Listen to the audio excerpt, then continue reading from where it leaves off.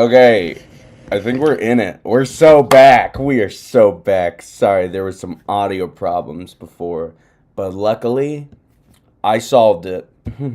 Sam here to save the day. I solved the audio problems, which is awesome. I think that's epic. I think it's so awesome that Sam is here walking among us and solving our audio problems one extension cord at a time. He's my hero. I don't know. He's my hero.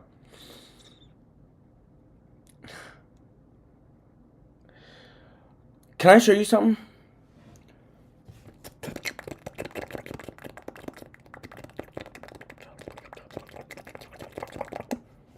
Guess who I am?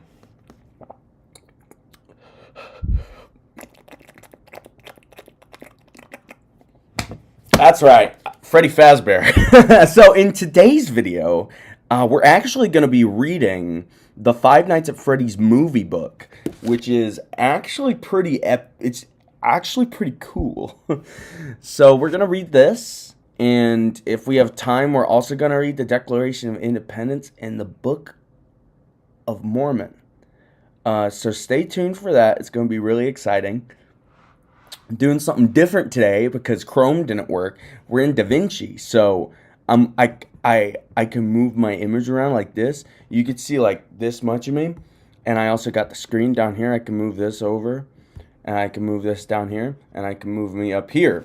So without further ado, let's get right into, where's the video at? Let's get right into this little bag of honey, guys. Let's get right into it, guys. I guess I should wait. What the crap? What's happening? What's happening? My dad was the family baseman. My mom was an engineer. And I was born one dark, gritty morn with music coming in my ears. Okay. This looks right. This looks right. Okay, so I got the live chat right here on the side, and then up here I'm gonna have my face right here. I'm gonna have my face right here, and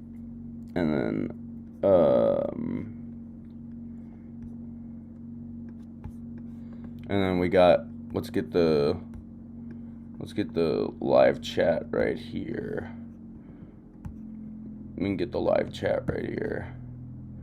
We can get the live chat right there. So that's really cool. Jimmy Kimmel. Bro, that's a Jimmy Kimmel moment. That's a Jimmy Kimmel moment. Okay. We got this. We got this. This is me. Okay, guys. So right now we're gonna get the live chat right there. Go ahead and continue. So that's really cool. With chapter 13. Jimmy Kimmel. This one is chapter. Bro, that's a Jimmy Kimmel moment. No matter how steadily Jimmy Kimmel moment. Stroked Bonzi's for okay. The dog wouldn't settle. Next we got cuddled this. Close to the dog we got in the this. pickup cab. This is but me. Still, he had him harder. Oh, I think there's okay, a problem guys. with the audio. So This is strange. right now we're gonna get the live chat right there. There's something strange with the audio. That's really cool. Chapter 13. There's something wrong with the audio. Jimmy Kimmel. This one is What's going on? That's a Jimmy Kimmel moment. No matter how steadily Jimmy Kimmel moment. Bonzi's Okay. the dog wouldn't settle. We got this. We got Hey Jamie, what's going on with the This is audio? me. Still, he had him Hey Jamie, what's going on with the audio? Okay, guys. So right now we're gonna do the live chat right there. That's really cool. Chapter 13. There's something wrong with the Jimmy Kimmel is that's Jimmy Kimmel moment. No matter how that's Jimmy Kimmel moment. Okay. The dog wouldn't settle. We got this. This is me. Okay, guys. So right now we're gonna do the live chat right there. That's really cool. Chapter 13. Jimmy Kimmel is that's Jimmy Kimmel moment. No matter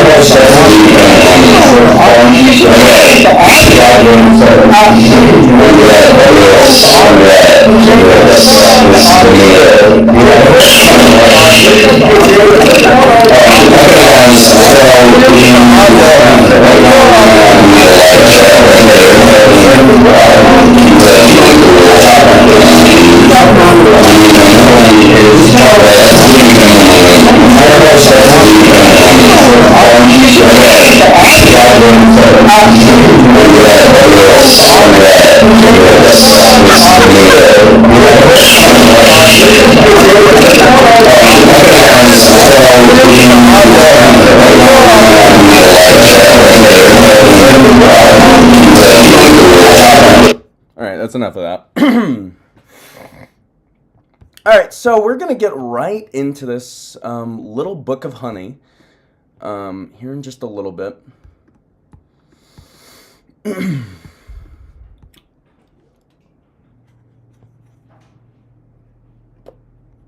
Something strange. There we go.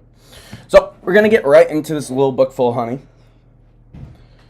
But first, I got to get my little drink full of honey. I got to get my mug.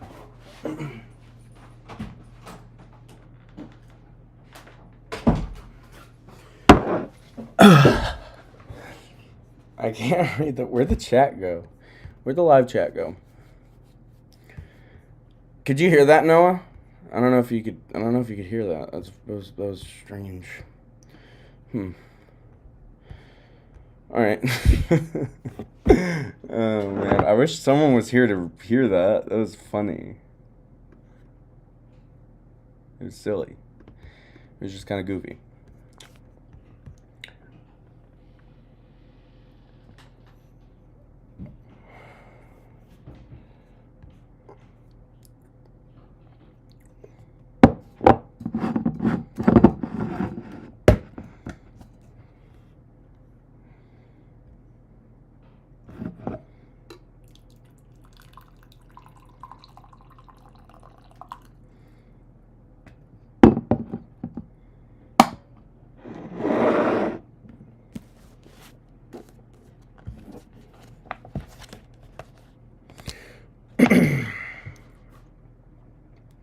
No matter how steadily Maxine stroked Bonesy's fur, the dog wouldn't settle.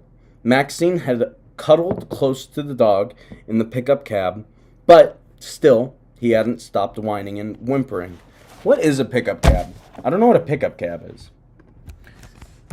Bacon, egg, and cheese. Pickup cab. The passenger compartment of a pickup truck. Okay, that makes sense. I guess I'm just too much of a woke mainstream media shill to understand what a pickup cab is. Anyway. But still, he hadn't stopped whining and whimpering since Jeff and the others had disappeared into the pizzeria. Bonesy's jowls were frothed with drool, and his whole body was quivering. It was making Maxine nervous, primarily because Bonesy's anxiety was contagious. And Maxine didn't need the dog's apprehension adding to her own. She was plenty agitated already. For example, the 20th or 50th time, Maxine pushed up the cuff of the long-sleeved black shirt she'd worn for the stupid, ill-conceived venture. She frowned at the digital numbers on her black sports watch. Where the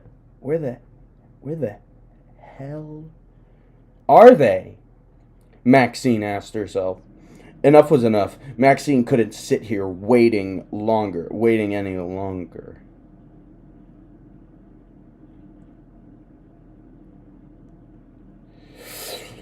She couldn't imagine what was taking so long. They were supposed to have made a quick mess, grabbed anything valuable, and come back out. That shouldn't have taken this much time. Huffing, Maxine reached for the driver's side door handle. She flung the door open. Before Maxine could muscle to leave the pickup, Bonesy leaped across her. In a fraction of a second, the dog was out of the truck and bolting away. Bonesy, wait! Maxine scrambled out of the truck and started after the dog. Bonesy! she shouted again. Bonesy didn't break stride. He crossed the broken asphalt in a flash of purr. Maxine ran, but before she'd made it even 10 feet, Bonesy had disappeared into the trees at the edge of the pizzeria's lot. Maxine stopped. Her heart was a jackhammer in her chest. Her mind immediately filled with images of Bonesy getting lost.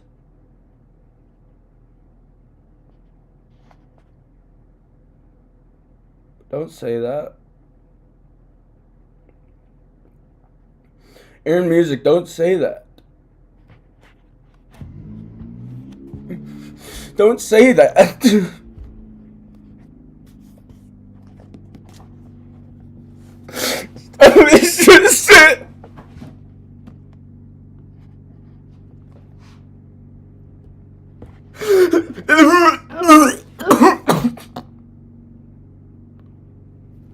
I have W Riz. Stop. Don't say that. I have W Riz. Stop. Stop. Stop. Stop. Stop it. Stop. I have W Riz. Stop. Don't say that.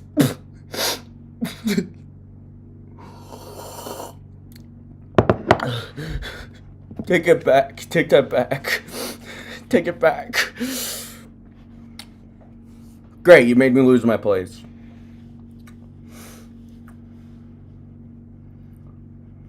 Her mind immediately filled with images of Bonesy getting lost, or stolen, or hit by a car, or mauled by a wild animal. Freddy Fazbear?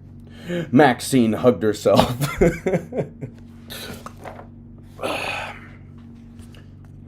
Reluctantly, she turned back to the pickup. She couldn't outrun her dog. Her best bet was to go after him in the truck. But she didn't have the keys. Her brother did. That's cringe. Maxine had no choice. She still had to go inside the building and get Jeff so they could go after Bonesy. Maxine looked up at the open loading dock. What lay beyond it looked like the yawing open to a demon's lair. Not smart, Maxine muttered as she took a step forward. Yeah, but she didn't have a better idea. So, she kept going. You're walking on thin ice, Aaron. I'm going to ban you probably. I'm probably going to ban you from talking in my chat, and I'm going to ban you from being a part of my life. Yeah. Picking her way across the dirty, disintegrated concrete of the loading dock, Maxine went slowly, allowing her eyes time to adjust to the insufficient light. When she had more night vision, she was able to spot a flattened door that must have been the battering sound she'd heard right after Jeff and the others had disappeared from her sight. Maxine crept forward. She reached the open doorway and leaned through it. She peered left and right, and saw that she was on the threshold of the pizzeria's stainless steel-filled instrumental kitchen. My name Jeff? I'm glad you said that. I would have forgot. My name Jeff? Maxine called softly. Nothing but silence answered her. Maxine gingerly... She was very ginger when she did this. Maxine gingerly stepped into the kitchen. She looked around. My name is Carl? She said. Carl Papa? She said. This time, Maxine got a response, of sorts. The thrill of... Sorry, there's a lot of loud trucks. I'm going to blow them up with my mind.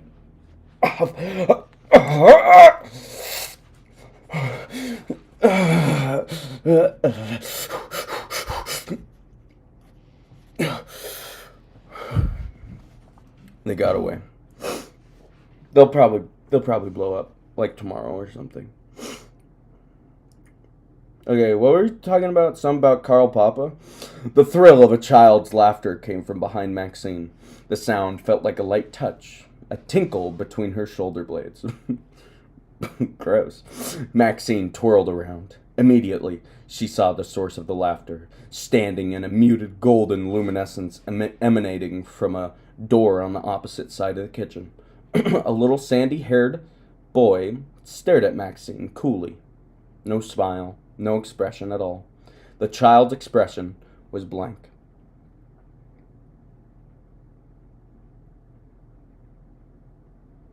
He must be lost, Maxine thought, and traumatized.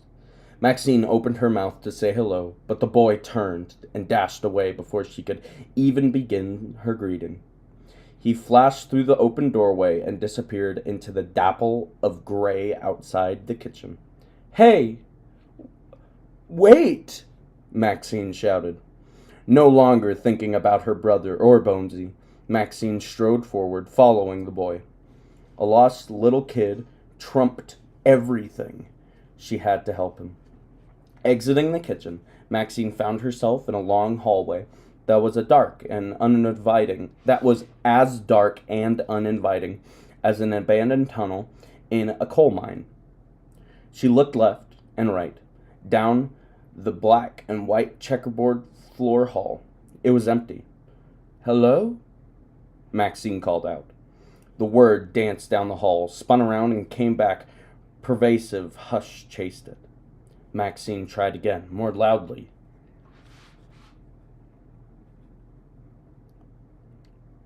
"Hello?" Once again, the word twirled away from her and came flying back. Once again, utter silence followed it. Maxine frowned. Gazing down the hall again, both ways. Which direction should she go? Maxine shrugged. She turned to her left. "Cold." The word came out in 2 syllables. "Cold." It was a child's voice. From the pitch, it sounded like the same little boy who had giggled. The sound came from the right of the hallway. Maxine reversed her direction. She took a step forward. "Warmer." Same little boy's voice. "Playful." Maxine made a face.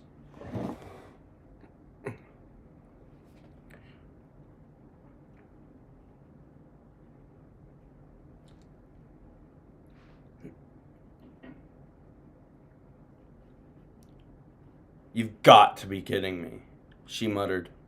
The kid wasn't as traumatized as she thought he was. Maybe he was even a little lost. She should probably find him in case he was. And she still needed to find my name Jeff, too. I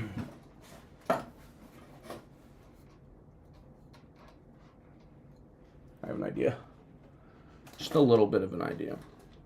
Just a tad little bit of an idea. Just a little bit. Just a tiny little bit of an idea. There we go. That helps.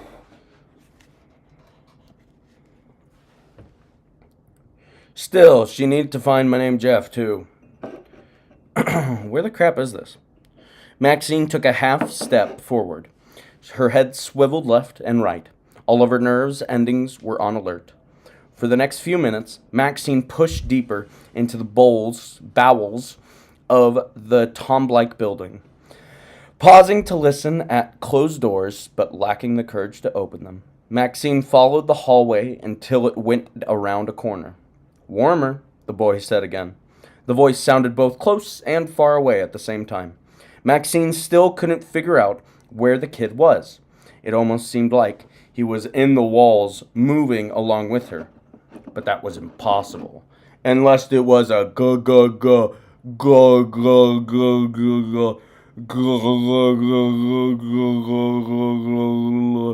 a ghost.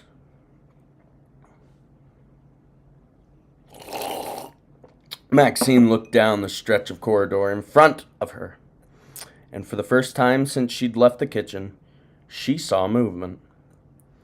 A set of double doors at the far end of the hallway was swinging as if someone had pushed them in. Maxine eyed the wagging doors. Had the boy gone this way? Or was it someone else? Maxine opened her mouth to call her brother's name, but some instinct closed her mouth again. Wrapping her arms around herself to ward off the chill that made it feel like her skin was itching its way along her bones, Maxine walked slowly toward the door. Each of her steps ticked a shy cadence on the cracked linoleum. Tap, tap, tap. Maxine, fighting the overpowering urge to run in the opposite direction, forced herself forward. She felt oddly disconnected from herself, as if she wasn't so much moving as she was being moved. It felt like she was being compelled through a black hole by some magnetic force. And then, she was pushing through the double doors herself. Halfway through them, she paused. Pencil-like lines of golden light, 3 of them inching toward Maxine. She looked ahead at them. She realized she was seeing sunlight coming through dirty, narrow windows. The light was odd, almost sepia-toned. Maxine took another step and let go of the doors. A shush shush and a tickle of air current told her the doors were falling close behind her. "Hello?" Maxine called. "Are you in here?" When she got no answer, again, Maxine checked her surroundings. As soon as she did, her crawling skin picked up its pace. So did her heart rate. What is this place? Maxine rotated to take in the metal shelving and stainless steel work tables. Her gaze scanned piles of tools and what looked like robotic parts. Metal legs and arms and torsos and eyeless heads were. Maxine's gaze stopped, scanning and locked in. It had gotten stuck on something Maxine hadn't noticed at first. Beyond the work tables, a reclining metal chair with a strap sat empty. Above the chair, and spaced through the room, metal pendant lights hung low, dripping only the barest hint of illumination. Well. Benji, what is up, my Ben man? That's not good, Maxine thought. I just finished the Baja Blast AMC challenge because they don't have Regal over here. I did the Baja Blast Zero Sugar AMC challenge successfully, and I only peed once. It was very, very cool. Anyway.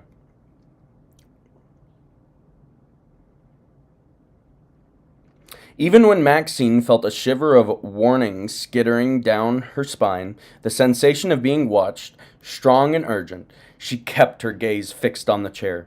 For all she knew, a monster was behind her. But she couldn't seem to turn to find out. Psst! It was the little boy again. Close and loud. Maxine yelped and finally spun around. She scrutinized the area behind her, but she couldn't see the kid. Where was he? Maxine was getting really, really tired of this game. It was way beyond creepy in here. The robot parts Maxine had first seen in the room were bad enough, but now her gaze had landed on a more complete robot, an animatronic, a big one. Maxine had to tilt her head back to inspect the full height of it.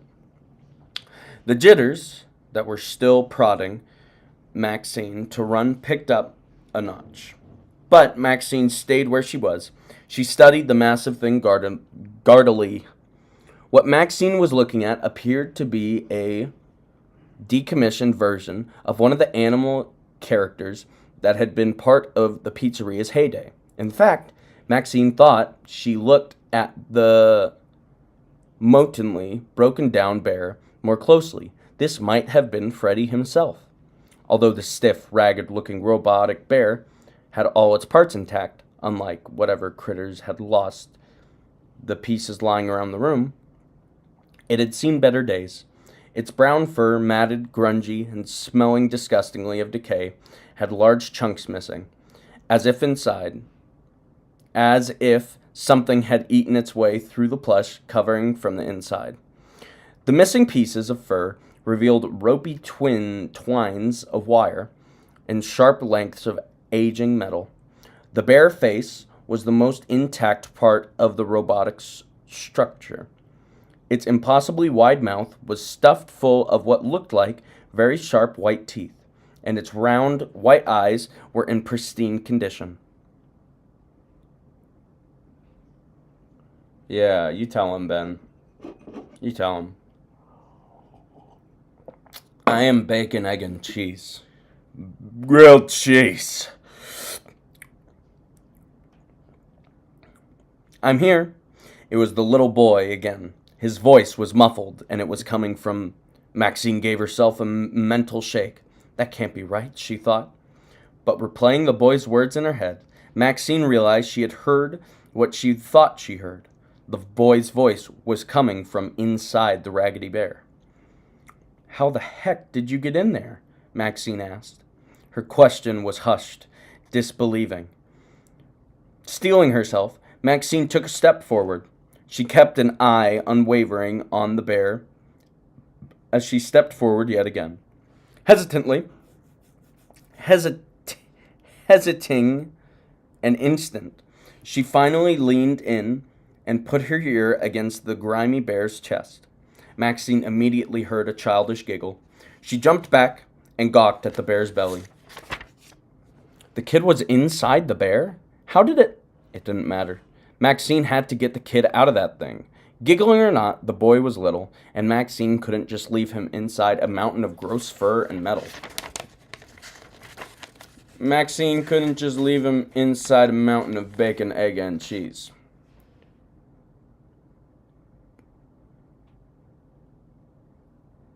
Dude, he's a Gissamer. That's awesome. Look, Aaron, if you're going to brag about your Riz, I need to get out of here. I don't want you in my chat. Only L Riz in my chat. That way it makes my W Riz seem more W.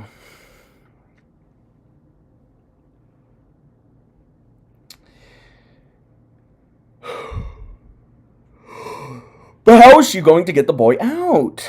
Maxine walked around the bear. Gingerly, she poked and pushed at various parts of the anatomy. There must have been a switch or something, she thought. Nothing that Maxine messed with on the bear did anything.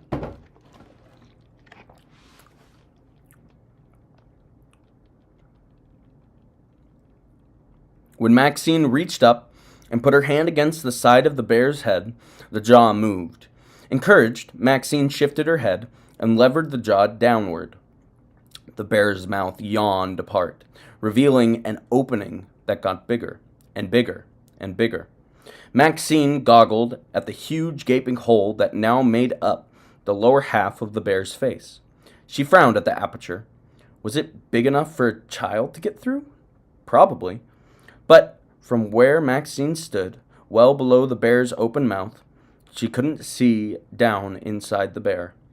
Maxine looked around the room. She needed something to stand on. Maxine spotted a folding chair tucked against the end of one of those long shelves. She trotted over and grabbed it. Bringing the dirty gray metal chair back to the animatronic, Maxine positioned it in front of the bear's legs. She stepped up onto the chair's seat. The chair let out a snapping ping and wobbled, but it held Maxine, shifting her feet, and leaned towards the gaping mouth. It was amazing how a human could possibly want to do a thing, and yet do the exact opposite. Every fiber of Maxine's being was telling her no, as she put her face toward the bear's parted teeth. As soon as Maxine got close enough to the mouth, she tilted her head to look down inside the cavern of the bear's torso. She gasped when a small hand rose and reached for her face. "There you," Maxine began. But then her words and her face were snatched downward. The little hand had seized her by her mouth. Small fingers curled around her lower teeth and lip. It yanked, and Maxine, squealing, was heaved downward through a metal-filled tunnel wrapped in wires. Maxine was on the skinny side, but she wasn't skinny enough to fit comfortably through the confines of an animatronic trachea. Metal scoring on her skin, Maxine screamed as her feet came off the chair. Vaguely aware of the sound of the chair cluttering to the floor, Maxine scissored her feet and pressed her hands against the bear's crusty shoulders. She pushed against the hard surface and kicked frantically. Maxine felt her foot graze against something, and she heard a ting.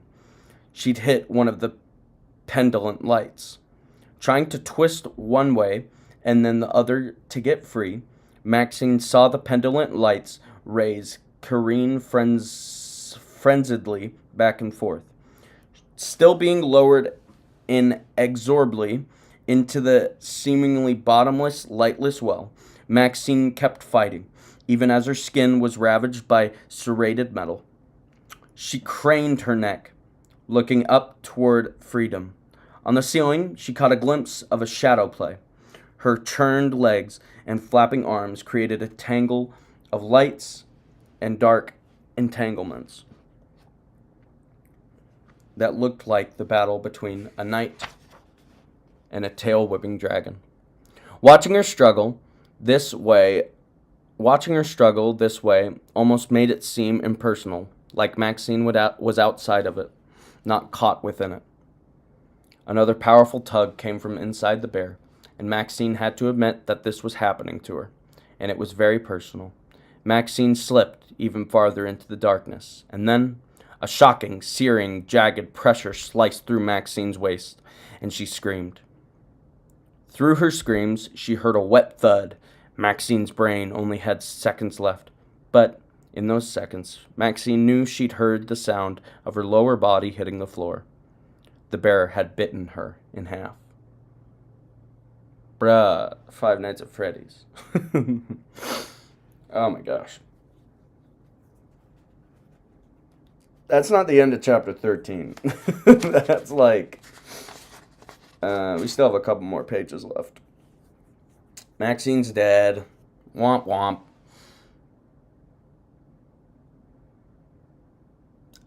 Ben, you better watch it with that. I don't want too much of that in my chat. You better watch yourself. Maxine sat at his...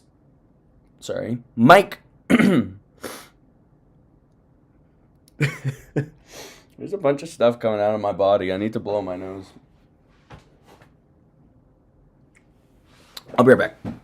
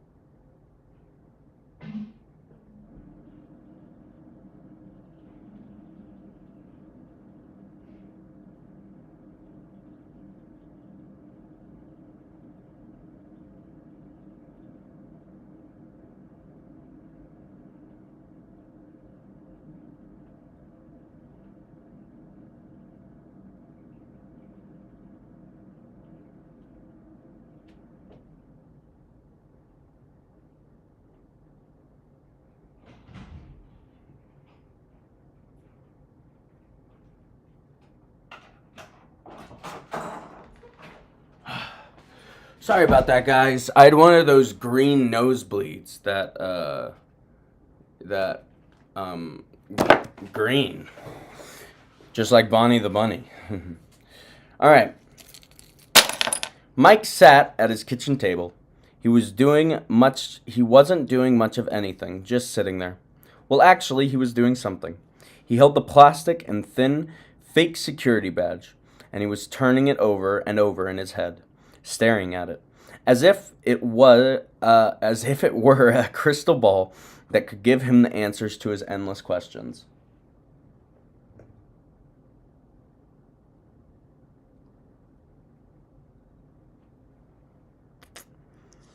Yeah. Is Elijah here? He just texted me. Elijah, you here? Let's get some Elijahs in the chat if you're Elijah. Staring at it as if it was a crystal ball that could give him the answers to his endless questions. Most of Mike's questions were related to the odd happenings in his dreams. Those questions were so complex that he knew he had no hope of answering them. Another set of questions were related to Vanessa. What an odd woman. But odd in a good way. Mike was powerfully drawn to her, and at the same time, she made him profoundly nervous. No way his brain could think of that tangle either. Of course, there were the usual questions about how Mike was going to clean up the train wreck that was his life. But those questions were old and boring, and they too had no answers. So Mike settled on the most immediate puzzle. How can he make up with Abby? His sister was seriously angry with him for locking her in her room the night before. As a result, she was even more distant than usual. I'm so happy they reiterated that because I have slept since then. I did not remember him doing that. And I've seen the movie like a million times. I do not remember him doing that.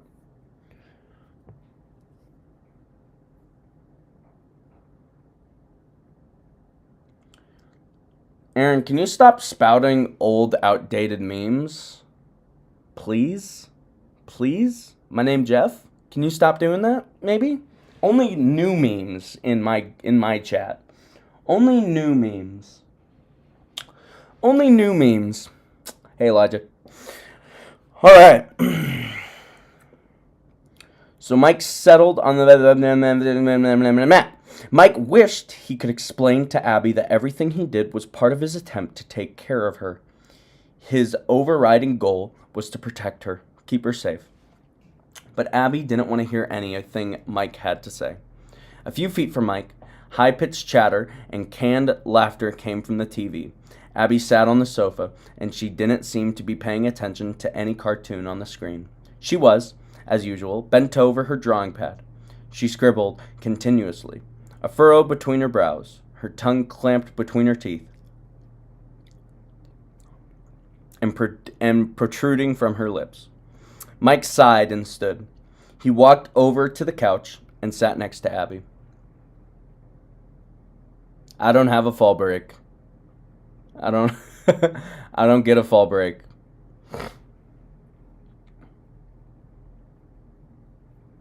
Sorry, bro, I don't have a fall break. I may come for Thanksgiving, but I definitely don't have a fall break.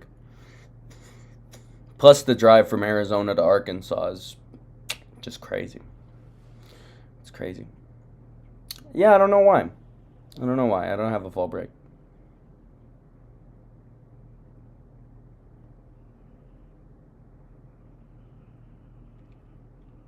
What are you working on? Mike asked. Abby stopped drawing.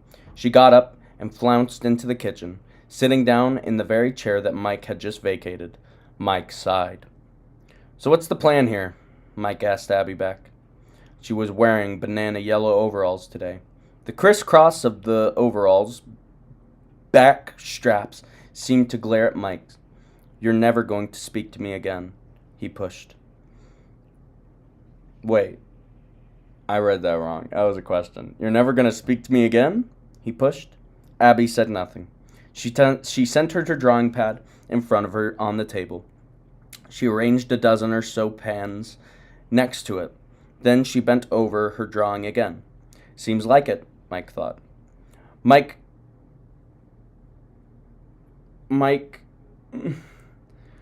fingered the badge once more. He held it up and out in front of him. So I guess you don't want this then, he said. Abby looked up. Mike smiled. Gotcha, he thought. Mike tossed the badge to Abby. She lifted a hand and caught it. Pretty cool, right? Mike asked. Abby held the badge and glanced at it with the apparent disinterest. Mike knew her well enough, however, to recognize fake nonchalant. Goodness gracious, I think I'm having a stroke. I cannot read this. Abby held the badge and glanced at it with apparent disinterest. Mike knew her well enough, however, to recognize fake nonchalant when he saw it. I think it should be illegal for you to start a word on one line in a paragraph and then continue the word in the second line of the paragraph. Just do it in the second line of the paragraph. Okay? Because I have no idea where you're going with that word when you start it. I have no idea where you're going. I cannot get in the mind of Rachel Ziegler, the person who wrote this. I can't get into their mind. I'm sorry, you're so much more beyond me. I can't understand it, but please, for the love of everything good, stop doing this. I don't like it. Aaron, I'm going to have to block you from the chat. I don't want any of this.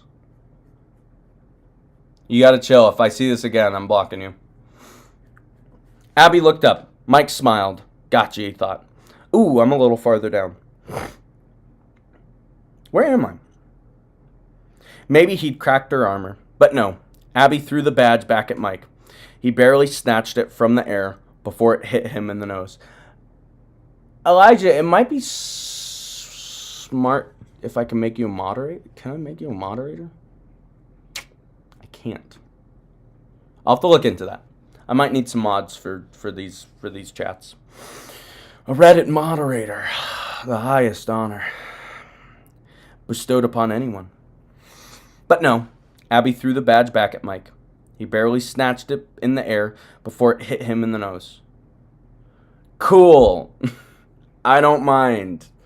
Elijah composed Near 6 Foot Killer for me. He did a really good job with that. I don't need another composer. I would like to use your music. I'd love to collaborate, but I just don't want you to be inappropriate, dude.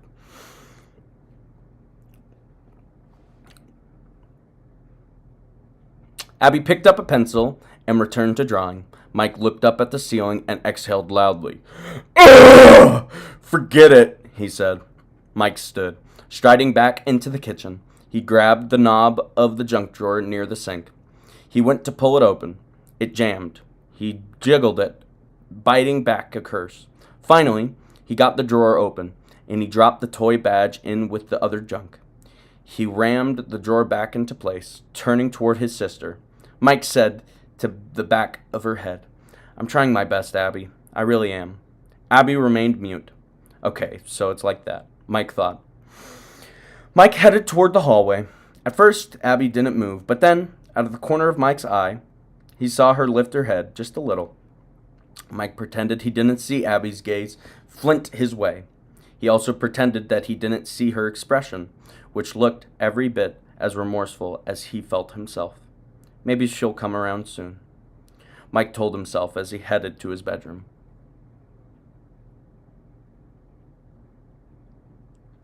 Cool, bro. I have like 1 trillion subscribers last time I checked. I don't need you. I don't need you. I don't need your subscription. I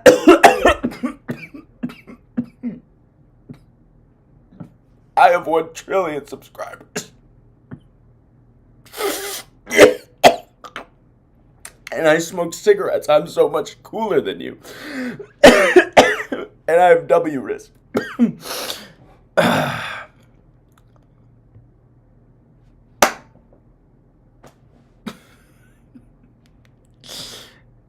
Alright, that's enough of that. You're gonna block me, I'm gonna block you. Whatever. Have fun in the stream. I don't want you to say anything else. Au revoir. Auf Wiedersehen. Dang! Aaron, you made me lose my place again. Crap. I didn't block you for anything you said. I blocked you because you kept making me lose my place. Oh, it's the next page. There was nothing he could do if she didn't. There was nothing he could do if she didn't.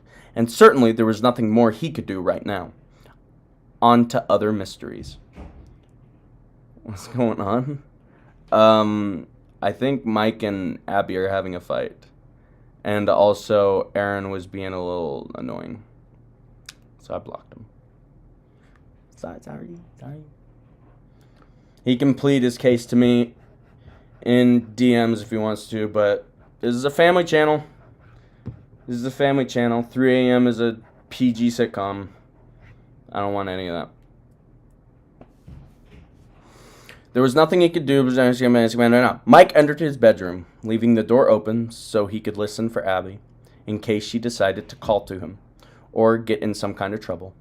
Mike opened his closet and plucked his laptop from a single shelf above his pitifully sparse collection of clothes. Heck, make this his spare collection of his belongings, period. Why does he keep his laptop in his closet? Mike had no furniture in his room, other than a bed and a nightstand, not just because he couldn't afford anything more. He also had no need for other pieces of furniture.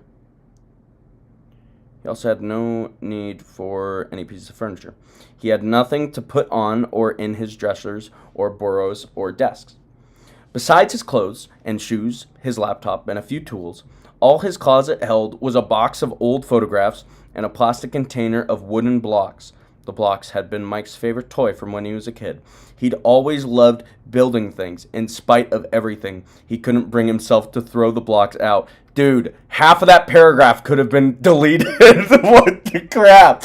They said he didn't have a lot of belongings, and then they described how few belongings he had. Shut up, bro. Efficiency, dog. Okay, hey guys, Elijah just texted me. He said baked bacon, egg, and cheese.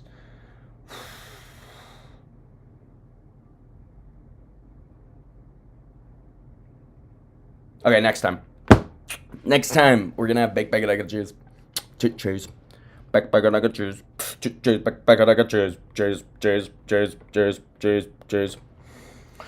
Taking his laptop to his bed and feeling supremely sorry for himself, Mike fluffed his pillow and settled himself back against the headboard. He opened his laptop. After logging in, he clicked on the browsing icon and started typing in the search box. This scene is the reason I got the book. I heard from a very, very reputable source. I heard from a peer-reviewed source that this scene is good. Mike began with Freddy Fazbear. He hit enter. Whoa. He hit enter and looked at the screen. Mike's search brought up much more than a bunch of stock images of Freddy and his weirdo cohorts. Mike got up close looks at the bunny, the chick, and the fox, as well as a few other critters he didn't know about it. But he didn't find anything interesting. I wonder if bacon, egg, and cheese is a bannable offense. Yeah, you better watch yourself, Elijah. Better watch yourself. I'm allowed to say bacon, egg, and cheese because I'm the leader of Samcats 123, but you can't. Dude. Okay, I wonder if they, because, the whole thing is, is Chica a chicken or a duck, right? I wonder if they expressly don't say if she's a chicken or a duck in this book for that reason. That Scott Cawthon was like, we can't say it. I don't know. Maybe. Because they just call her a chick in this. He backed out of the search. Then he tried typing Freddy Fazbear, missing children. Now we're talking, Mike said as he slew of news headlines. Missing children? Now we're talking. Popped up on the screen. Mike scanned them and picked Sad Nights at Freddy's. Sad Nights at Freddy's. What the Sad Nights at Freddy's. Let's get some Sad Nights at Freddy's in the chat. Clicking on the header, Mike skimmed the article. Unfortunately, it didn't tell him much more than Vanessa had. But wait, there was an embedded video. Mike clicked on the video and hit the play icon. Watching the white circles spinning in the middle of the screen, Mike tapped his finger on the side of the laptop as he waited for the video to load. Finally, the image. When does this take place? I know it's the 2000s. When?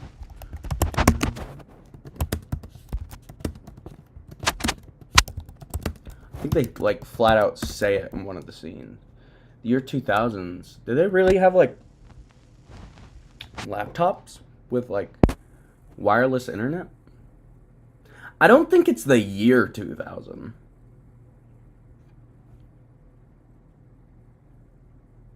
I think it's the early 2000s.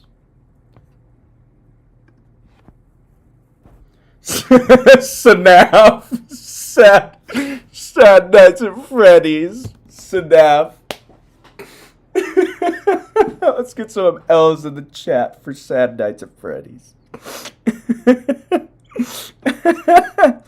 Finally, the image of a blonde, pert-nosed female reporter filled Mike's screen. The woman's dropped shoulder top and leggings, as well as curly wildness of her big hair, screamed 80s, mid-80s, Mike thought. The woman had a painted-on face, typical for the time. She had large eyes and a wide mouth, and at the moment both eyes and mouth were arranged in a theatrical expression of tragic regret. The woman was precisely positioned in front of a bright, skinny, shiny version of Freddy Fazbear's Pizza. It was the Freddy's Mike was guarding, but it was a blast from the past variant of the place.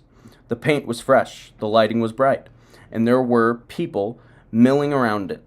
Lots of people, and police cars. Several uniformed officers were corralling onlookers.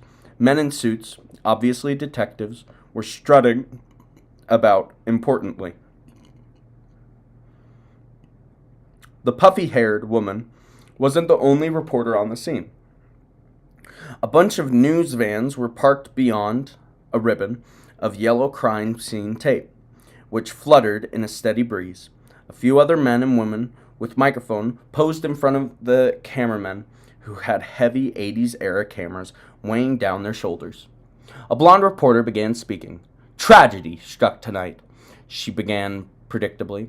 At a local pizzeria, Freddy's Pizzeria has become renowned for family fun, a great place for kids, but tonight it was anything but that. Instead, it was the heartbreaking setting of abduction and terror. 5 children who were attending a birthday event at the pizzeria suddenly and mysteriously vanished into thin air. Mike was immediately caught up in the scene. He leaned closer to his screen. That's chapter 13, guys. We got it. I got a bit of time. We should be good for chapter 14. So the reason I was so excited for this scene, holy D's.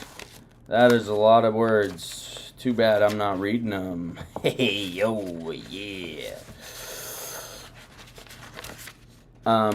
So the reason I wanted to read that scene so bad is because one of the deleted scenes, which, like, screw Universal, they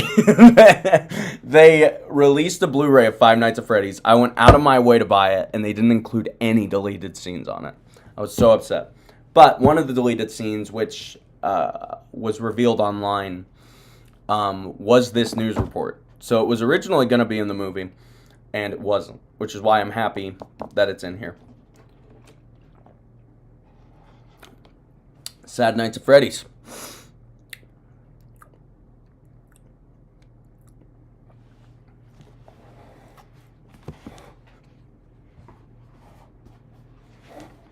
Okay.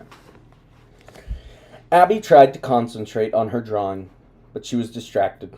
Her gaze kept drifting up from her pad. Her attention was drawn to the drawer that held the Freddy's badge. That rhymed. Abby turned and looked down the hall, toward her brother's room. His door was open, and she could hear a woman's voice. Faint, just a murmur. Abby couldn't make out the woman's words. It sounded like Mike was on his computer. Abby turned toward the drawer. Abandoning her artwork, she stood. She stepped over to the drawer and looked down at it. Okay, so maybe the badge was pretty cool. Just because her stupid brother had tried to give it to her to make up for being mean the night before didn't mean the badge wasn't worth having. Abby grabbed the drawer handle and pulled. The drawer didn't open. She tried again, but the drawer was jammed. That wasn't something new. Most of the kitchen drawers got stuck regularly. Unusually, if you just jiggied them, Abby tried that. She pulled again. Nope. The drawer was shut tight. Abby turned and braced herself against the side of the counter. She thought that she might give her something to push off. She could pull with more oomph. She grabbed the handle and tried again. Get on Minecraft now? No. I'm reading. The news reporter on Mike's laptop screen was stepping into a lobby that was both the same and totally different than the one Mike knew. The floor was the friendly old black and white checkered board. The walls were red and white striped. Freddy's poster, red vinyl benches. Beyond these touchstones, however, the lobby was very different. For one thing, it was bright and lit up with brilliant white lights, and it was crowded. The blonde reporter stepped in front of a cluster of uniformed crash! At first, caught up in the video, Mike thought the sound had come from his screen. He quickly realized, though, that the racket wasn't recorded. It was real. What the hell was that? He asked out loud. Immediately, an answer put him in motion. Abby, he thought. Mike quickly set aside his laptop. He jumped up and ran out of his room. It took Mike only seconds to trot down the hallway. In those seconds, his mind suggested a number of possibilities, of possible catastrophes. He ignored the image and burst into the kitchen. There, he stopped and looked at the floor. The first thing Mike saw on the floor was an upside-down junk drawer. It lay at an angle against the battered old flashlight. Around the drawer, an explosion of miscellaneous items, old pens, tacks, scraps of paper, a half-empty spool of thread, a pair of scissors, a couple of old business cards, several takeout menus, a purple-haired troll, and a fake Freddy's Pizzeria, goodness gracious, and a fake Freddy's security badge was scattered across the kitchen's faded green linoleum. Linoleum is like this book's favorite word. It's like they use this word so much. He ought not be. He shouldn't be. Abby was standing over the mess. Mike opened his mouth to yell at her about being careful, but when he saw the look on her face and what she held in her hands, his words dissolved in his head. "Aw, man," Mike thought. Missing its cover page, the thick staple packet of paper that Abby clutched was the custody proposal Jane had given Mike. Clearly, given the crumpled, devased expression on Abby's face, she'd read the custody summons. Oh my gosh! She read the custody summons header. She'd never seen her look so hurt.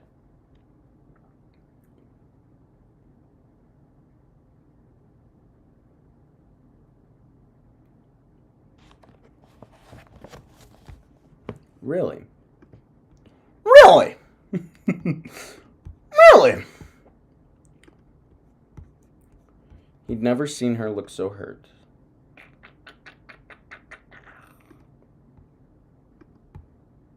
No, he's not here. I don't think so. Wait, really?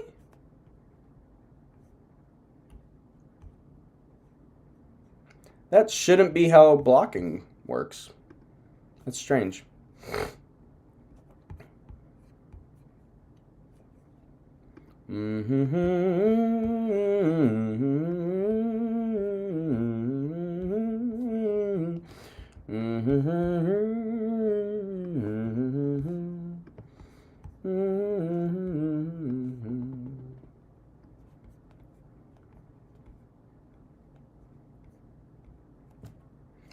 I don't have Instagram right now. If you could text it to me, I'd appreciate that.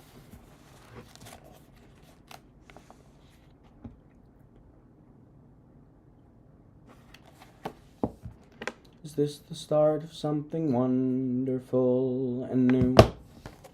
Or one more dream that I cannot make true?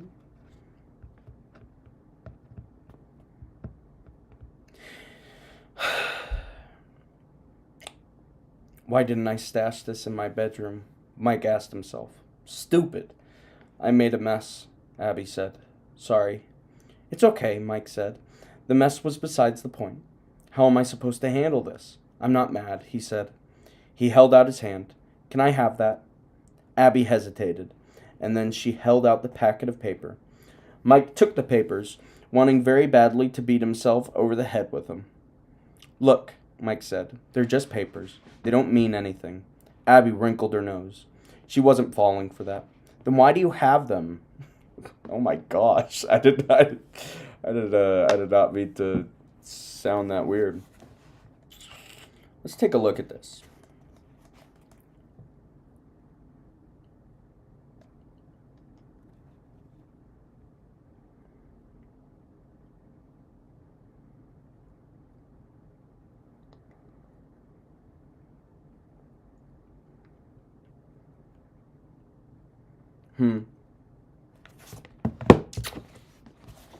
That's all we're looking for is love from someone else. A rush, a glance, a touch, a dance. Look into somebody's eyes to light up. Oh! That makes sense. Okay. Yeah, I was logged into samcats123am. So, it didn't kick him from the thing, it just blocked me. Or it just blocked him from the 3am account. That makes sense. To light up the sky, to open the world and send them reeling. A voice that says I'll be here and you'll be alright. Please stand by. I gotta fix this. I don't care if I know just where I will go, 'cause all that I need's this crazy feeling. A rat-tat-tat on my heart. I think I want it to stay.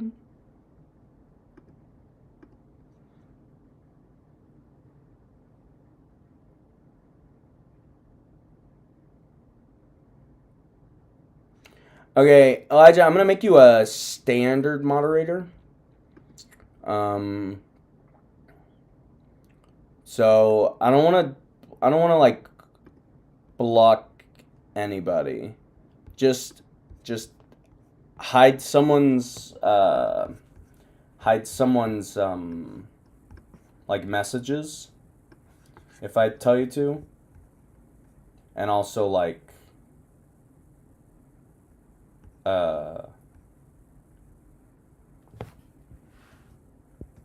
don't get too power hungry, okay?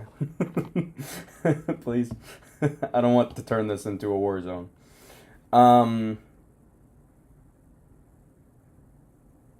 Yeah, okay. I'm glad I...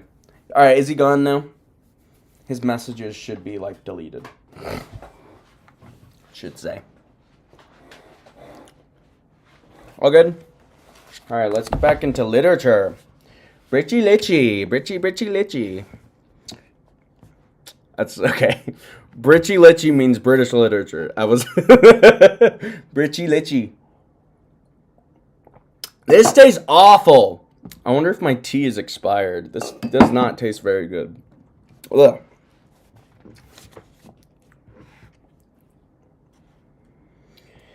Then why do you have them?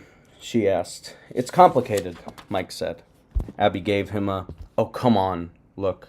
Mike tried again. Your Aunt Jane, I hate her, Abby erupted. She stomped a foot and crutched one of the old pens lying next to her to the crashed drawer. She smells like cigarettes, Abby made a something stinks face. And she's mean, she added. In spite of the seriousness of the situation, Mike couldn't help himself. He cracked a smile. Abby stomped her foot again. Okay, that that adds a little bit of context because in the movie he is inevitable. He gets a cooler color, but I don't. I don't know. Elijah's just the only one that I know usually comes to all these live streams. So I'm gonna give him moderator right now. Why am I talking about this? I want to read Five Nights at Freddy's. Let's not talk about politics. Who gets what? I am Sam Cats 123, the all powerful, the all knowing. I decide who gets moderator, and I decide who gets the power of Thor. Whoever so possesses standard moderator abilities gets the power of Thor.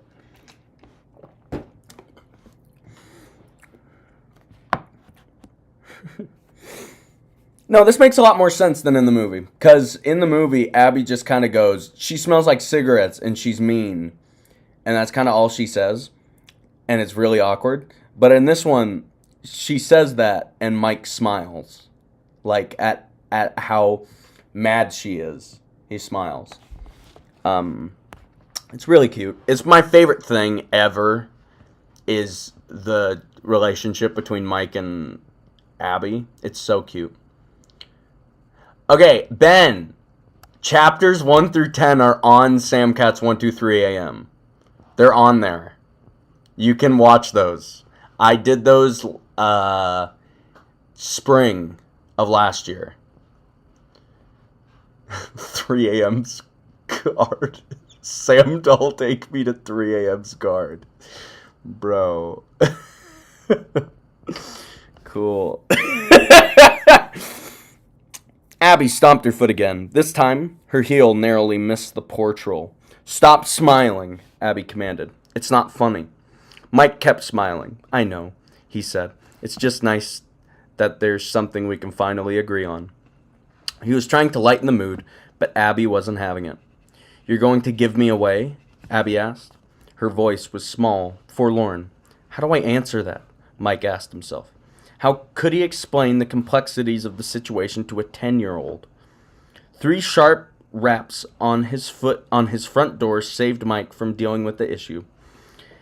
Attempting to hide his relief, Mike turned and strode toward the door. He pulled it back, and his mouth gaped even farther open than the door. Vanessa!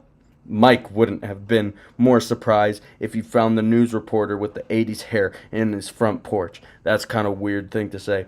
An avalanche of questions rushed through Mike's head. What was Vanessa doing here? How did she even know where he lived? Was this official business? Was he in some kind of trouble?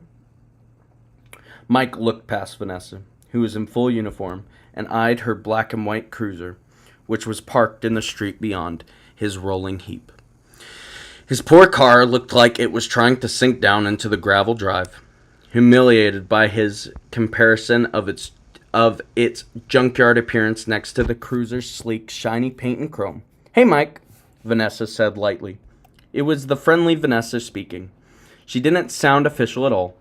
Mike couldn't get his tongue to work. Vanessa didn't seem to mind. She looked past Mike's shoulder, and her eyes widened in obvious surprise. And hello? Mike glanced back and watched his sister tiptoe forward. He returned his attention to Vanessa and pulled the door further open. Come in? He asked. Vanessa hesitated, but he stepped through the doorway. She didn't come all the way in, though. She stood in the doorway, blocking it, so he couldn't close the door. He shrugged. It was warm outside. Mike felt Abby come up behind him. He looked down and watched her lean around him to eye Vanessa. Mike engaged his tongue. That's actually written in the book. It's crazy.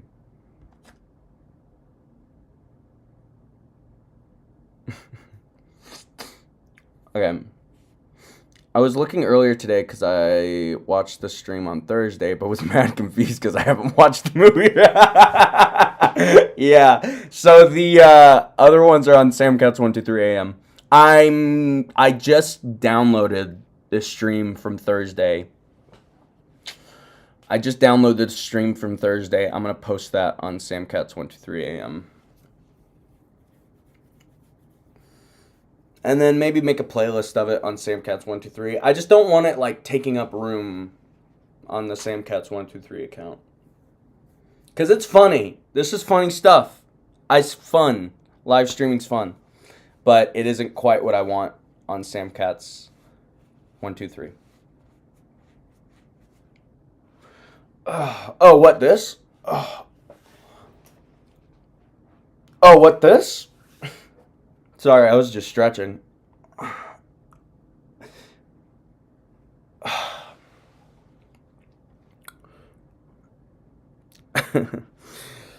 Where am I?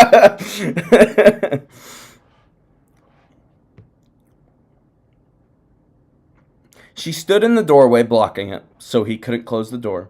He shrugged. It was warm outside. Mike felt Abby come up behind him. He looked down and watched her lean around him to eye Vanessa. Mike engaged his tongue. "Vanessa," he said. "This is Abby. Abby, Vanessa." "Hello, Abby," Vanessa said, smiling. Mike thought the smile looked a little strained. Mike didn't tell me he had a daughter," Vanessa said. Abby made a stink face. "Gross. She's my sister," Mike explained. Vanessa's smile relaxed into something more genuine. "Ah. Well, he didn't tell me he had a sister either." Vanessa pointed at Abby. "Love your overalls," she said. She gave Abby a thumbs up. "Are you here to arrest Mike?" Abby asked. Vanessa put her hands down on her utility belt. She pulled her brows together into a stern frown. "Why?" she asked. "What did he do?" Abby stepped out from behind Mike. She sighed dramatically and threw out her arms. "Where do I start?" Mike watched Vanessa pull her lips together to suppress a smile. "Hey, Abby," Mike said to his sister. "Why don't you go and play in your room? I'm going to talk to Vanessa, and then we can clean up that mess in the kitchen." Abby looked at Mike, to Vanessa, and back to Mike again. Shrugging, she said, "Okay." Mike felt like he'd been beamed into another universe. Abby was going to cooperate? Abby rocked up onto her tiptoes and gave Vanessa a polite smile. "Nice to meet you." She turned and skipped down the hall. "You too," Vanessa called. Vanessa and Mike both watched Abby go. When she disappeared into her room, they looked at each other. They both spoke at once. "What are you doing here?" Mike asked. "Somebody broke into Freddy's," Vanessa said. "Say what?" Mike thought. Vanessa's question won. "Seriously?" Mike said. "What happened?" Vanessa shook her head in disgust. Mike noticed that the sunlight made streaks in her hair that flashed like light streamers. "From the look of the place," Vanessa said, "World War III. Mike couldn't process that. He was distracted by the low show in Vanessa's up-twisted hair. "We got a call," Vanessa said. "Apparently someone drove by and saw that the front door was open."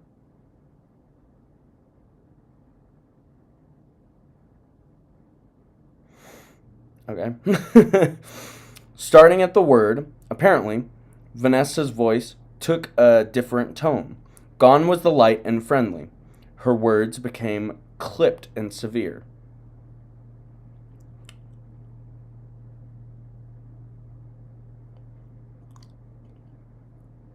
They knocked down the door. When they broke into the building, they knocked down the door. So, regardless of if the door was unlocked or not, that's not a factor in it, because they broke down a door to get inside. The tongue noises are so silly. They're so silly. Mike glanced up at Vanessa's face. Her lips looked like they weren't even capable of smiling. They were carved of stone and threatened to crack as she went on. Doesn't look like anything was taken, but whoever was there sure had their fun. She was back in full cop mode. Mike realized. Her eyes were narrowed, and she was inspecting him like he was a criminal suspect. He was half tempted to ask if he needed a lawyer. Mike's shoulders stiffened. He clenched his teeth and ground out, "Well, those cameras are everywhere. They must have recorded something." They did. Vanessa crossed her arms. They captured 8 hours and 42 minutes of static. She lifted a brow and looked at Mike questioningly. No doubt about it, Mike was a suspect. She was interrogating him.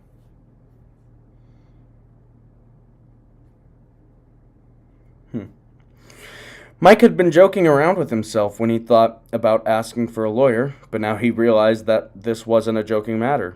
Even so, it was laughable and annoying. Dude, they should get Doug as a lawyer. That guy's freaking awesome! But now, even so, it was laughable. And annoyingly, Mike was tired of being accused of being a screw-up. Right, Mike snapped. Okay, just so we're clear, you're suggesting I have something to do with it? Vanessa fingered her baton. Give me a break, Mike thought. Are you saying you didn't? Vanessa asked. Mike lost his temper. Of course I didn't, he shouted. Vanessa pulled her chin in and raised her eyebrows. She lifted the hand that wasn't caressing her police baton. She held out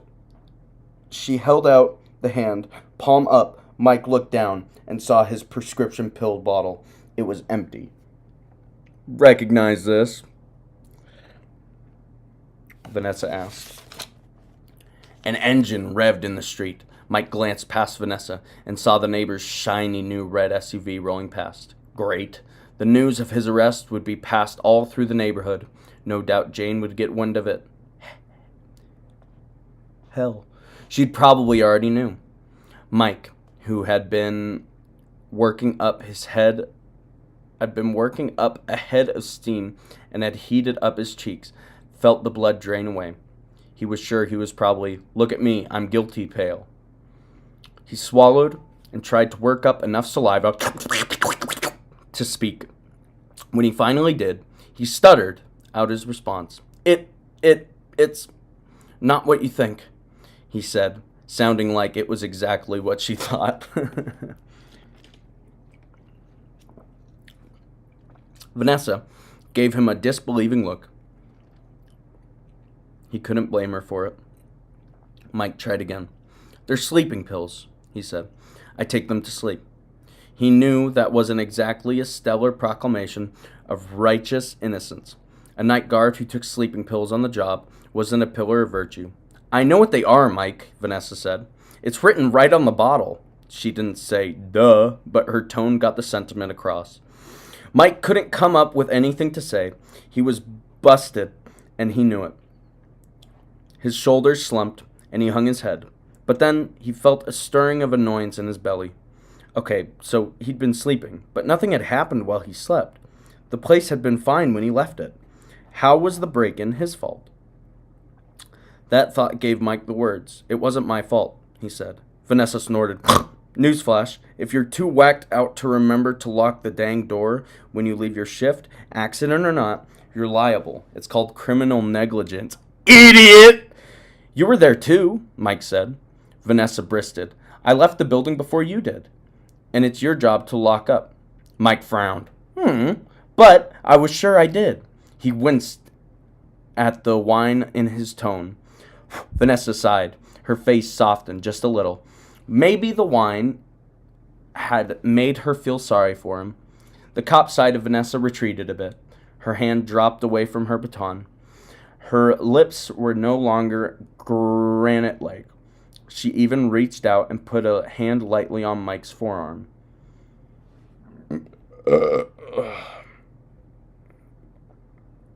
Maybe she was on his side after all. When Vanessa spoke, her voice was gentle. Mike, what the hell were you thinking? This book has too many hells in it. I don't like it. 0 out of 10. Too many hells.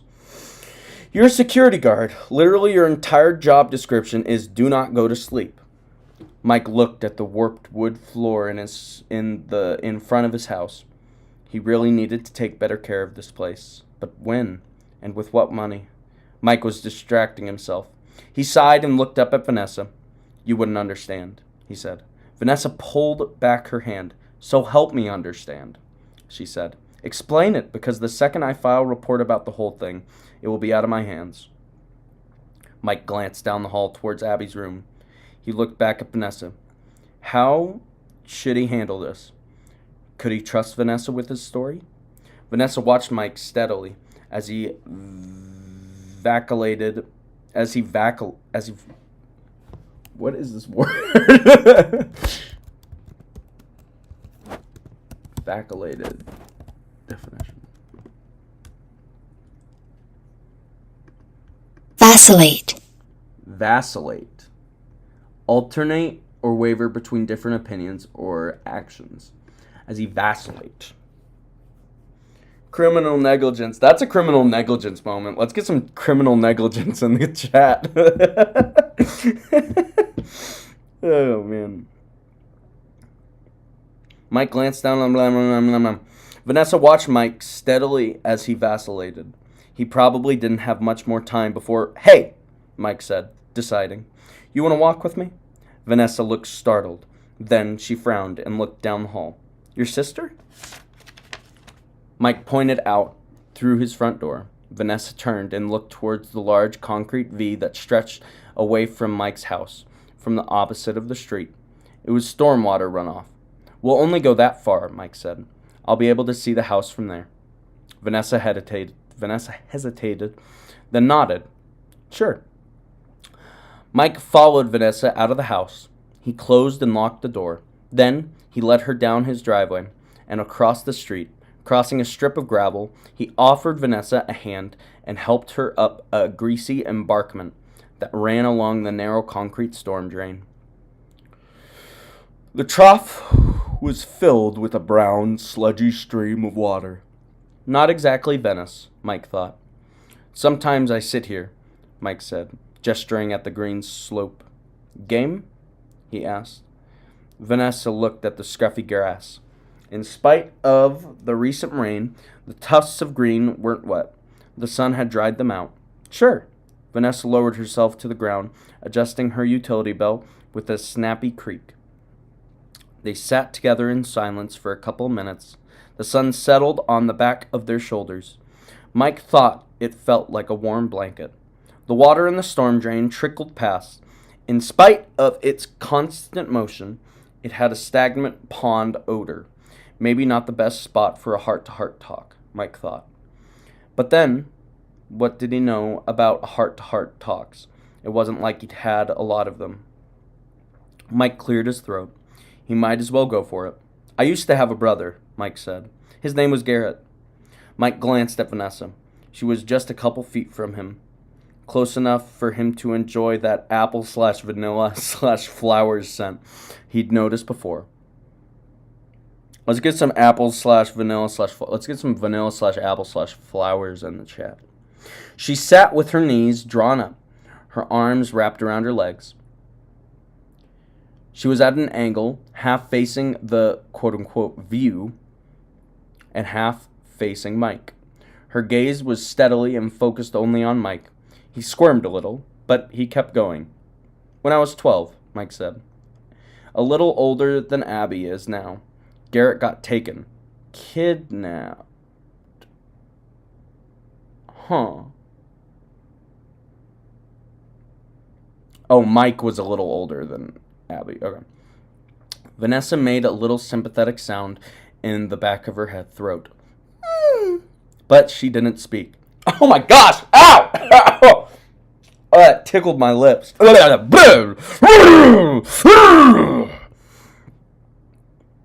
I was there when it happened, Mike went on. I saw the car drive away, but the driver, the license plate, I couldn't tell the police anything useful, so they never found the guy who did it. The guilt and helplessness Mike had felt then and had carried with him ever since slapped him like an actual blow to the face. He rubbed his jaw and managed to say, his voice breaking, they never found my brother. Vanessa still didn't say anything. Mike forced himself to go on. So there's this theory, he hesitated, this game theory, trying to figure out how to explain it. It's psychology, I guess, maybe neurology, whatever. It's a theory that we never forget things. Even when we think we've forgotten them, we haven't. Vanessa frowned, obviously not tracking. Mike needed to do a better job of explaining things. Basically, Mike said, the theory says that all of the events we've experienced, everything we've seen, all of it, even down to the tiniest detail, are stored somewhere in our brain. In our, what do we call them? Our neural pathways, like the brain's highways. The stuff might seem as if it's lost, but it's not. It's just buried. No memory is actually gone. Memories are always retrievable. You just need to know where to look. Vanessa nodded. She seemed to be getting it. You're talking about witnessing something? We deal with that all the time in law enforcement. Trauma buries stuff. Did you know I'm a police officer? Let's get some police officers in chat. Exactly, Mike said. Vanessa nodded again. So, your brother, you think you saw him? Do you think you saw the person who took him? Mike shifted his face. Mike shifted to face Vanessa. I know I did, he said. And I know the creep is in here. Mike tapped his head. Buried somewhere. Vanessa nodded again, this time more empathetically. Mike hurried on, wanting to get it all out. Well, he was still following along. So every night, he said, I made sure I dream. I dream that dream, the one where I relive the kidnapping over and over. I go back through and I search for details. I look for anything that I might have missed at the time, or anything I might have seen but stuffed away because I couldn't deal with it. Mike paused. He studied Vanessa's face. It was impossible to read. I've tried explaining this to a couple people, Mike said, and this is the point where they told me I'm crazy. Mike waited, and because he was still watching Vanessa's face, he saw the instant it transitioned. He'd seen this alteration before. It was unmistakable. The narrowing of eyes, the stiffening of her mouth, the slight spasm of the muscles along her jawline. The woman sitting next to Mike was no longer warm and supportive friend she'd felt like when he started talking. She was back in cop mode. No, Mike thought. It wasn't cop mode. It was something else. Goodness gracious, it was something else. Mike watched, mesmerized as Vanessa's irises deepened noticeably in hue. They went from their usual soft, almost grayish blue to a deeper indigo. The color shift was so pronounced that it almost looked like computer generated. It was also enormously disquieting. Mike felt like he was watching a human turn into a... I know what crazy looks like, Mike, Vanessa said. Her voice was uncomfortably human. Hard, but human.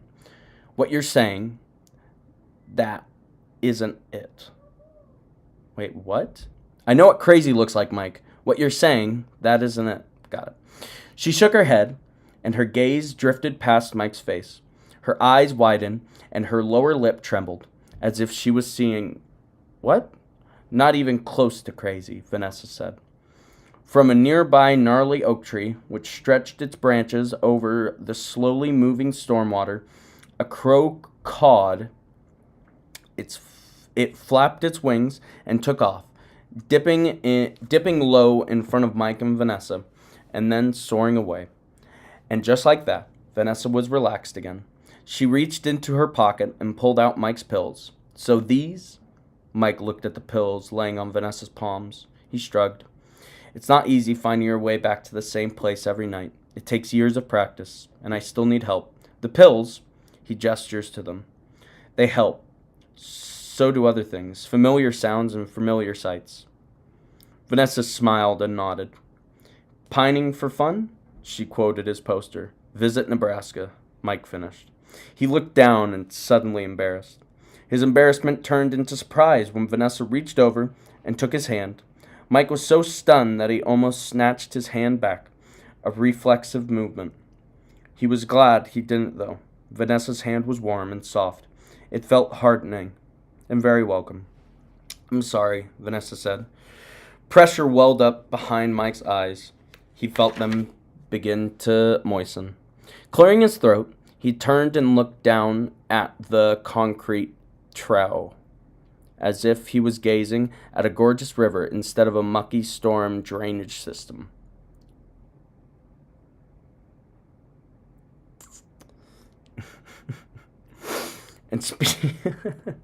And speaking of storms, Mike was battling one that was. And speaking of storms, Mike was battling one that was stirring up from within him, swirling like a forming hurricane over the calm water. Years of regret and grief were blowing up inside him, threatening to hit landfall and wreak havoc. Mike blinked away the tears that wanted to spill down his cheek. And then, just like that, the emotion was quelled. The storm blew away. Or maybe Mike just thought in his eye, and Mike was just in the eye of it. Whichever. All he knew was that he now felt clear, determined. Mike turned to face Vanessa again. When he spoke, his voice was strong. I can't change what happened to Garrett, he said. He's gone. That's on me. But the guy who took him, he's still out there, I know it. Vanessa let go of Mike's hand. And if you find him, then what? She cocked her head. Just a reminder, you're still talking to an officer of the law. Her words sounded like a challenge, but Mike caught the hint of a twinkle in her eye. He smiled. Well then, officer of the law, you can kick his door down and throw him in prison, obviously. Of course, Vanessa said. But she shook her head. Not to burst your bubble, but I'm pretty sure I saw him in a dream won't hold up in court. Vanessa and Mike grinned at each other, and Mike felt something zing inside of him. It was a palpable wow feeling that was much more intense than his casual appreciation of her beauty. And the zing felt like it was going both ways. The look Vanessa was giving Mike was one he hadn't seen before, not directed at him anyway. Her reciprocation of his feelings was so strong that he felt himself leaning towards him. Vanessa's cheek... The context of this is hilarious.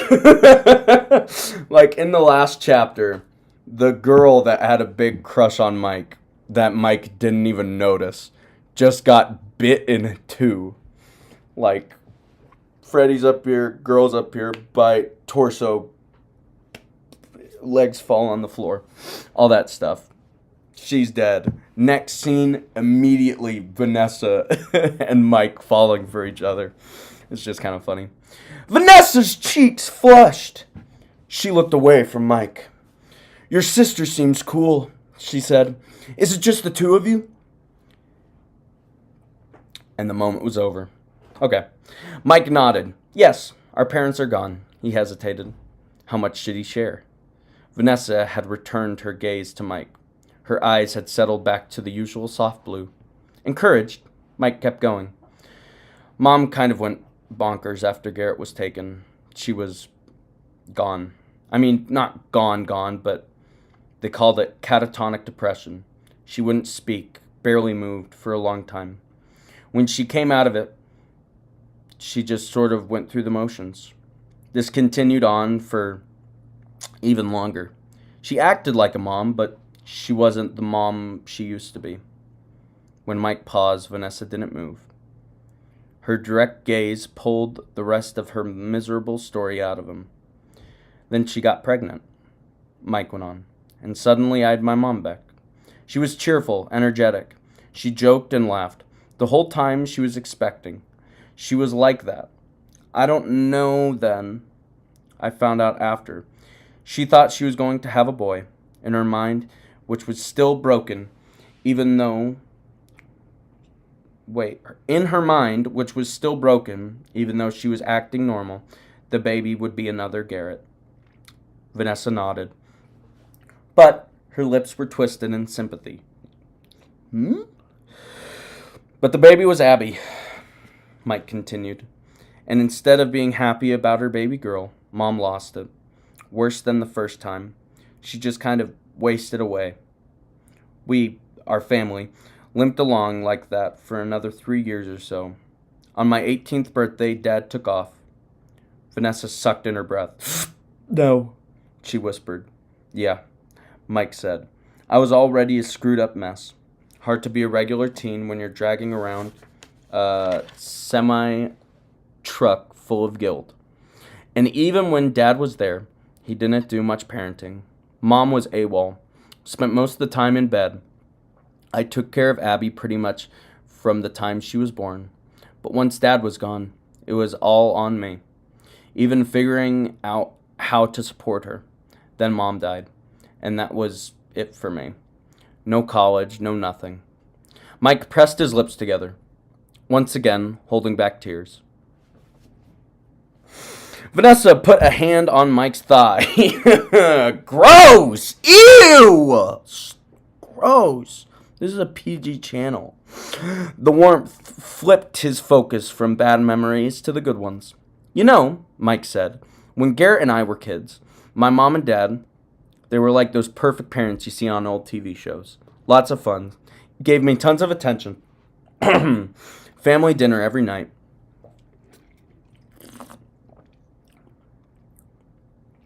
Mike bit his lip and lifted one shoulder and half strung. We even used to hold hands around the table and say grace. Vanessa squeezed Mike's thigh lightly.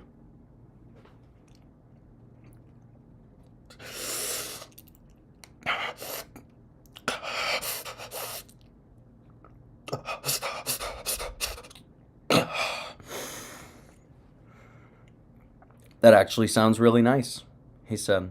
Her words sounded genuine, and maybe a bit melancholy. Mike sounded. What? Mike sighed. I always thought it was silly, until it was over. Vanessa looked down at the eddying sludge in the culvert below them.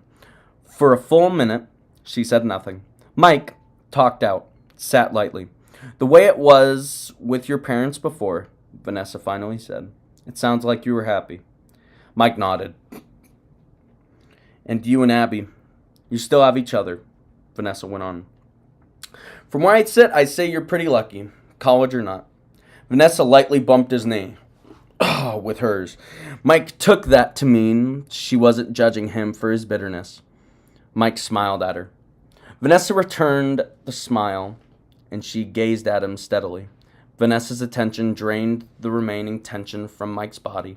He felt more relaxed than he had in a very long time. But then, once again, the blue in Vanessa's eyes got darker, and he focused.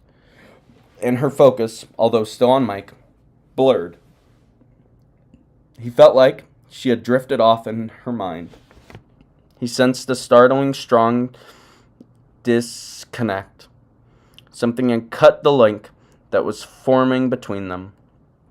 That something, Mike thought, hinted at a secret, something hidden in Vanessa's past. Would she share it with him? The police radio clipped to the shoulder of Vanessa's uniform, spat static. Vanessa tensed and glanced down at it. Did you know always you wanted to be a cop? Oh my gosh. Did you always... My brain is just making up words. Did you always want to be a cop? Mike blurted. He wanted to jumpstart the personal connection with her again. Vanessa lifted her gaze to Mike's face. Yes, she said. Mike waited to see if she'd elaborate, but she didn't. Still, the one word, had said enough. Mike was sure it contained a novelized story. Vanessa had reasons for wanting to be a cop. She wasn't, however, going to share them with him now. I always wanted to be a builder, Mike offered. A contractor. Maybe own a construction company. He blew out air. Maybe in another life. Vanessa didn't say anything. Mike felt awkward, like he was oversharing. I should go, Vanessa said. She brushed off her dark blue pants. Mike stood and similarly swiped at his jeans. Fragrant blades of grass and a few leaves spiraled around his legs, and settled at his feet. Mike and Vanessa started walking back towards his house. Mike glanced at her. What about your report? He said. Vanessa lifted her hand. She still held Mike's pill bottle. Mike tensed, but Vanessa turned and tossed the pill bottle over her shoulder. It bounced down the concrete side of the storm drain and landed in the dribble of gunky brown water. It began tumbling away from them in a slow motion, spinning around and around. Promise me one thing, Vanessa said. Mike looked at her. She was leaning towards him, her irises once again dark blue, her eyes squinting forcefully. Mike almost physically recoiled from the power of her gaze. "What?" he asked. "No more sleeping," Vanessa said. "When you're at Freddy's, you stay alert." Mike nodded, but he was glad he didn't have Pinocchio's nose. He was lying. He wasn't sure it was a promise he could keep. Oh! Alright, guys. Thanks for hanging out with me. I appreciate it. We have less of the book left than we have finished. This is what we got left.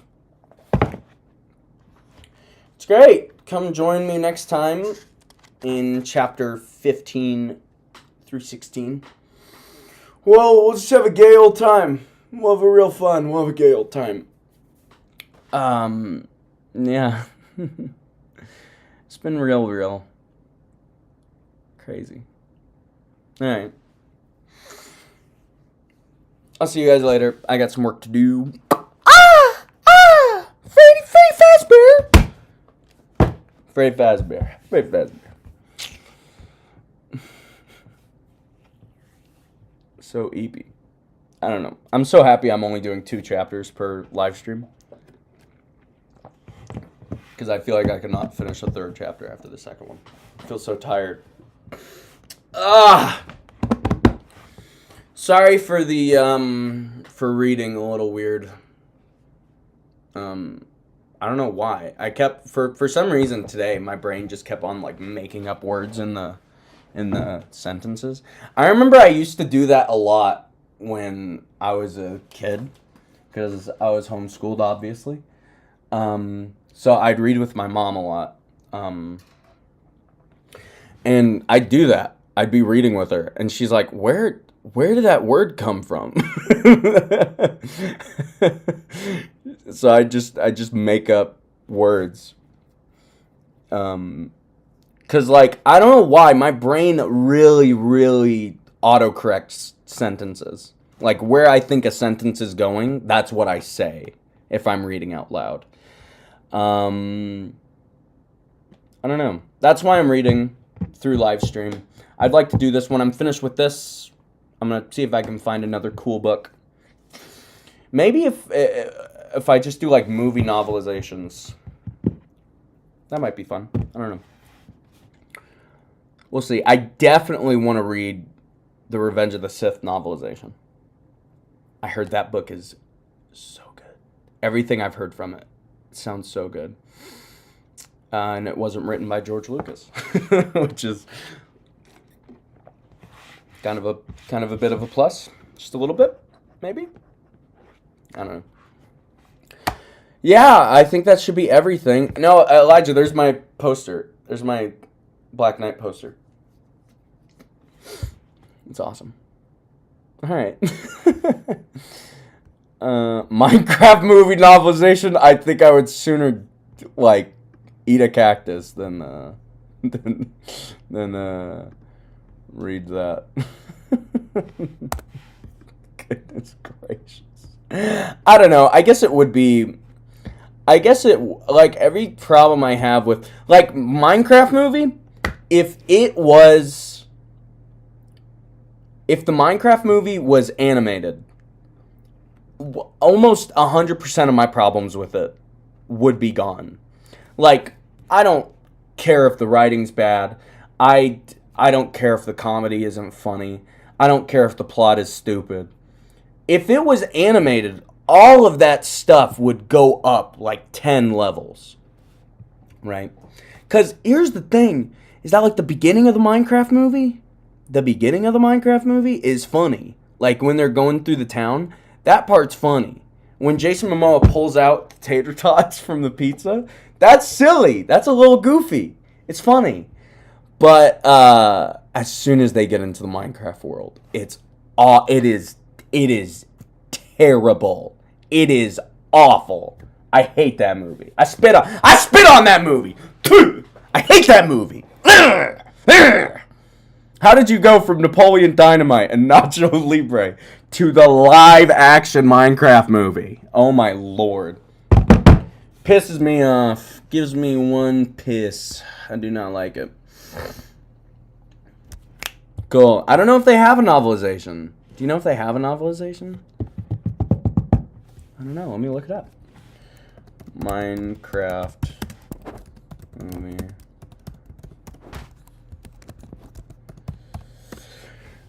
If they do. Oh, they do. Oh, the junior novelization. Where's the adult novelization? How long is it? Okay, it's just like $6.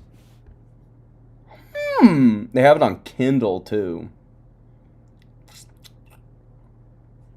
Did you know Jack Black? Did you know? I knew this because, like, when the first Minecraft novel came out, which I have, that might actually be a fun book to read on stream. That might be fun. Anyway, when the first Minecraft book came out, some like 7 years ago.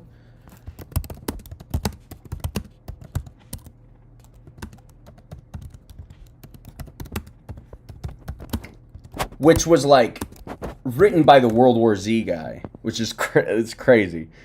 I want someone to make an edit of the Free Guy poster that just says World War Z guy. Yeah, 2013. Holy moly. No, those are the essential guides. No, the novel.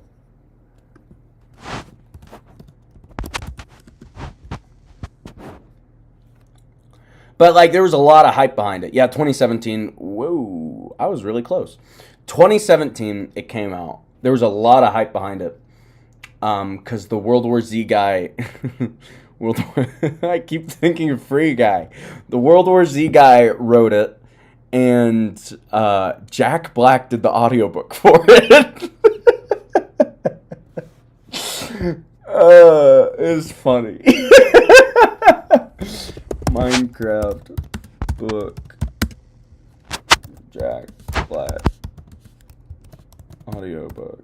I can almost narrated by Jack Black. So it was like prophecy. These Calvinists are onto something. Jack Black was predestined to be in the Minecraft movie. Alright guys, I got some homework to do. I love you. I gotta read some Play-Doh. If you like this video, give it a like. If you want to see the rest of the chapters, they are on the SamCats123AM account. If you cannot find this video on SamCats123, that is because it's on the SamCats123AM account. I'll make a playlist on this account for this series, for Five Nights at Freddy's series. And then we're going to finish this book. How many chapters are there? I'm sure I've said this before. There's like 30 chapters, like, right? Does this not have a table of contents? I'm going to be so pissed off. Please? What in the world kind of book doesn't have a table of contents?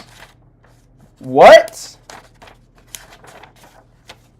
That's how Jurassic Park was, too. Oh my gosh, dude. I hated picking up Jurassic Park. Because that book had, okay, 25 chapters. Because that book doesn't have chapter titles. Or it doesn't have, like, chapter numbers. Like, it has the title of the chapter, but the chapters aren't numbered. Okay. For real. I'll see you guys later.